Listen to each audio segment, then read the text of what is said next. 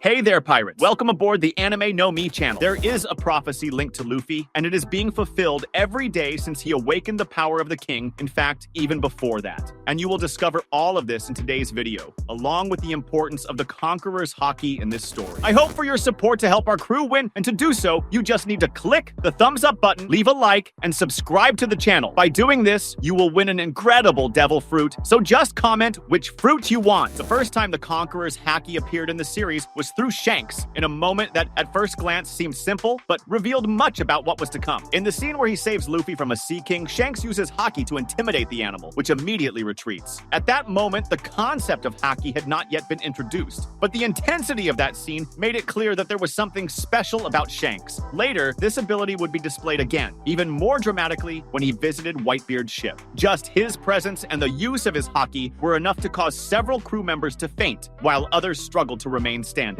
Shanks' Haki was so powerful that it even caused physical damage to the ship, showing that the Conqueror's Haki goes beyond a simple ability. It is an extension of the user's willpower, capable of altering the environment around them. In Luffy's case, his first demonstration of Conqueror's Haki occurred subtly, almost imperceptibly, during the Toby Rappo arc when he confronted Duval and his combat bull, Motobato. Luffy didn't seem aware of what he was doing, but the commanding aura that emanated from him was enough to make the bull immediately retreat. At the time, many viewers assumed it was simply intimidation or charisma, but looking back, it's likely that this was the initial awakening of Luffy's Conqueror's Haki. It was a moment when his innate willpower manifested so naturally that he didn't even realize what had happened. Later, during the epic battle of Marineford, Luffy used the Conqueror's Haki more clearly and on a larger scale. Amid the chaos of the war, Luffy released a wave of energy that knocked out dozens of soldiers around him. This moment caught the attention of the admirals, who immediately recognized the potential of this young pirate. To them, Luffy was not just another person fighting for their life on that battlefield. He was someone with the power to change the course of history. This demonstration of Haki was not planned or controlled. It emerged instinctively as a response to the intensity of the situation and Luffy's unshakable will to protect his friends and achieve his goals. Another crucial moment that solidified Luffy's Conqueror's Haki was during his time on Amazon Lily, where he faced the sisters, Sanda Sonia and Marigold, subordinates of Boa Hancock. During the confrontation, Luffy released his Haki once again unconsciously, knocking out much of the audience watching the fight.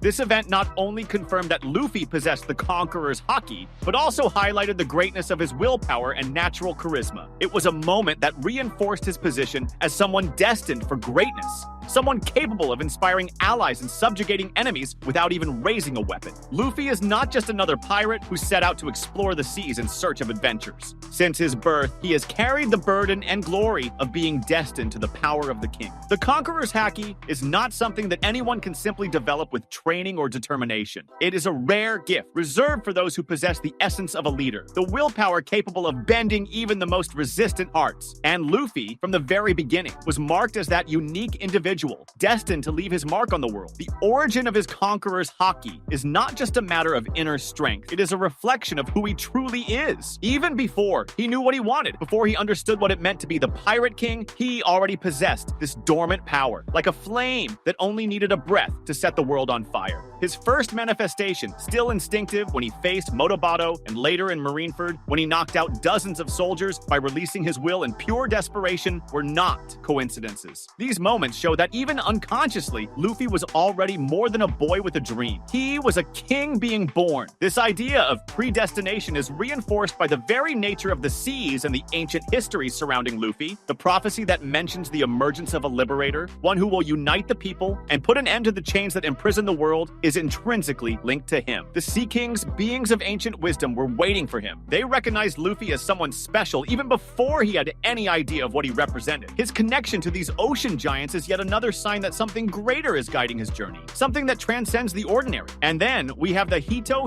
no Mi model Nika, the fruit he ate by chance. Or was it truly a chance? This fruit, hunted by the world government for centuries, is the key to freeing the world. It doesn't choose just anyone. Its true potential can only be awakened by someone with the spirit and heart of a true liberator. No one but Luffy could become the incarnation of the sun god Nika, the one who brings joy and breaks the shackles of oppression. Eating this fruit was no coincidence. It was destined destiny unfolding. Luffy's strength does not come solely from the haki or the fruit he ate. It comes from something greater, something that only the chosen ones carry. He is a symbol of hope, a leader who never bends, even in the face of overwhelming forces. Every step of his journey, every friend won, every enemy defeated, is a piece that fits into the puzzle of his predestination. From a young age, he didn't just dream of being free, but inspired everyone around him to believe in the same. That's what sets Luffy apart. He is not just a conqueror, but a liberator. Those who underestimated him at the beginning of his journey didn't understand that they weren't just facing a boy with a straw hat. They were facing the future Pirate King, the one whose conqueror's haki is so strong that it doesn't just knock opponents out in battle, but also bends the world to his will. He doesn't fight to rule, he fights to free! And that's exactly what makes him the chosen one. Everything about Luffy, his birth, his choices, his unwavering determination, points to a destiny that was already set before he even began his journey. He is the sun that rises to illuminate the world and bring about a new era. The prophecy, the Sea Kings, the legendary fruit, the conqueror's haki, none of this is a coincidence. Luffy is the central piece of a much bigger plan, and all the signs point to him being destined to be the king from the moment he was born. After the time skip, Luffy's mastery of the conqueror's haki reached a new level. During his training with Silver's Rayleigh, Luffy learned to control this ability and use it strategically. He went from being an instinctive and inexperienced user to someone who could apply the conqueror's haki selectively, affecting specific targets or entire crowds, depending on the situation. One of the most impressive demonstrations of this evolution took place on Fishman Island, where Luffy faced 100,000 fishmen led by Hody Jones. With a single use of the conqueror's haki, Luffy knocked out 50,000 enemies, making it clear that he had become a true master of this skill. But what exactly is the conqueror's haki? This rare form of haki is different from observation and armament haki, which can be trained and developed through practice. Conqueror's haki cannot be learned. It is something that is innate in an individual and is a direct expression of their willpower. Users of this ability have the power to dominate and subjugate the wills of others, imposing their presence in an overwhelming way. It is no wonder that those who possess the conqueror's haki are said to have the qualities of a king. They are natural leaders, capable of inspiring, commanding, and even intimidating with their mere presence. Throughout the history of One Piece, we have seen several legendary characters using the conqueror's haki in amazing ways. Shanks, for example, is known for his absolute mastery of this ability. When he visited Whitebeard's ship, his mere presence was enough to create unbearable pressure, knocking out marines and even causing physical damage to the ship. Another notable example is Kaido, whose overwhelming willpower manifests brutally in his battles, and Big Mom, who uses the conqueror's haki as an extension of her dominant personality. Among the living users, besides Luffy, Shanks, Kaido, and Big Mom, there are other prominent names, such as Boa Hancock, Eustace Kid, Roronoa Zoro, and Don Quixote do Flamingo. Each of them uses the conqueror's haki in ways that reflect their personalities and unique fighting styles. Zoro, for example, unconsciously manifested his conqueror's haki during his fight against Kaido, showing that he is also destined to become one of the greatest swordsmen in history.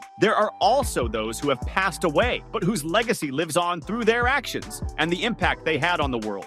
Gol D. Roger, the Pirate King, was a master of the conqueror's haki, as was Edward Newgate, also known as Whitebeard. Kozuki Oden, with his vibrant and unwavering personality, also demonstrated this power on several occasions, as did Porcus D. Ace, Luffy's older brother, who unfortunately never had the chance to explore his full potential. Besides being a powerful tool in combat, the conqueror's haki is a symbol of leadership and charisma. It represents the ability to inspire followers, command respect, and even subdue enemies without the need for physical violence. In Luffy's case, this ability perfectly reflects his essence as a character. He not only leads his crew with determination and courage, but also earns the respect and admiration of allies and enemies wherever he goes. However, the conqueror's haki is not infallible. As we have seen on several occasions, there are people with enough willpower to resist its effects. During his battle against Kaido, Luffy faced an opponent whose determination was as strong as his own, and this made using the conqueror's haki an even greater challenge. Moreover, excessive use of this ability can be physically exhausting, as demonstrated in Wano when Luffy reached his limit after repeatedly using the Conqueror's haki. Despite these limitations, the Conqueror's haki remains one of the most fascinating and important abilities in One Piece. It is not just a combat tool, but also a reflection of the essence of great leaders and conquerors. For Luffy, mastering this ability is a crucial step in his journey to become the Pirate King, and each new demonstration of his power reminds us of how much he has evolved since the beginning beginning of his adventure. The future of Luffy and other users of the Conqueror's Haki promises to be full of challenges and discoveries. As the story progresses, we will see how this ability continues to shape battles, alliances, and destinies in the world of One Piece. After all, the Conqueror's Haki is not just a power. It is a symbol of willpower, leadership, and the unyielding spirit of those destined to change the world. What do you think of the Conqueror's Haki? What was your favorite demonstration of this ability in the series? Leave your opinion in the comments, and don't forget to like and share this video to continue supporting our channel. See you next time. That was today's content. We hope you liked it and want to share your opinion on the subject. Don't forget to share the video, give it a thumbs up, and I'll see you in the next video. Take care and stay amazing.